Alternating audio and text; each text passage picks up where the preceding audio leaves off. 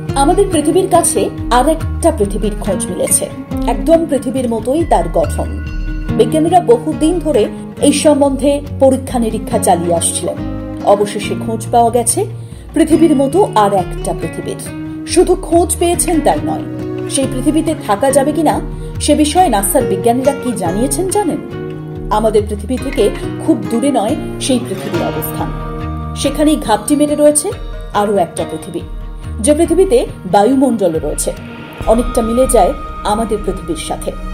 এই দ্বিতীয় পৃথিবীতে কি সত্যি থাকা যেতে পারে? আন্দাজ মিলেছে কিছুটা।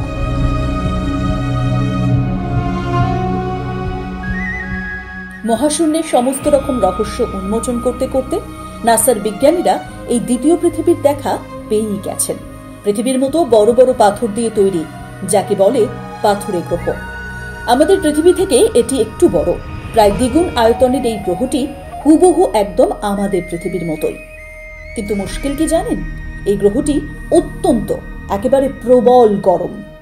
এই গ্রহে এতটাই গরম যে সেখানে কোনো প্রাণীর অস্তিত্ব থাকতে পারবে বলে বিজ্ঞানীরা মনে করছেন না।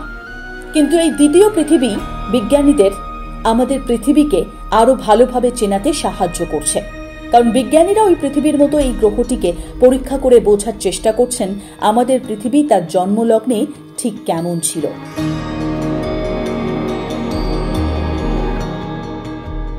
পৃথিবীর দ্বিগুণ কিন্তু নেপচুনের চেয়ে 6 গুণ অজানা গ্রহটি কেবল পৃথিবীর শুরুর অবস্থা নয়, শুক্র গ্রহ এবং মঙ্গল গ্রহেরও শুরু অবস্থা বোঝাতে সাহায্য করবে। বিজ্ঞানীরা জানিয়েছেন প্রায় 41 আলোকবর্ষ দূরে অবস্থান করা এই গ্রহটি তার সূর্যের খুব কাছ দিয়ে প্রদক্ষিণ করছে।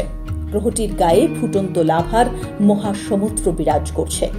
এ থেকেই অনুমেয় যে এটি এখন কতটা গরম। নাসার বিজ্ঞানীরা গ্রহটির নাম দিয়েছেন 55 ক্যানক্রি ই। একে আবার ছোট্ট একটি নাম জ্যামসন নামেও ডাকা হচ্ছে। গ্রহটি তার যে কক্ষপথে সূর্যকে প্রদক্ষিণ করছে তার নাম বিজ্ঞানীরা দিয়েছেন 55 ক্যানক্রি। এই গ্রহের মাধ্যমে বিজ্ঞানীরা বহু পরীক্ষা নিরীক্ষা চালিয়ে যাচ্ছেন। সময়ের সাথে এটি হয়তো পৃথিবীর মতো ঠান্ডা হবে একদিন এবং এখানেও প্রাণীর উৎস পাওয়া যাবে। আর সেদিকেই নজর রয়েছে বিজ্ঞানীদের।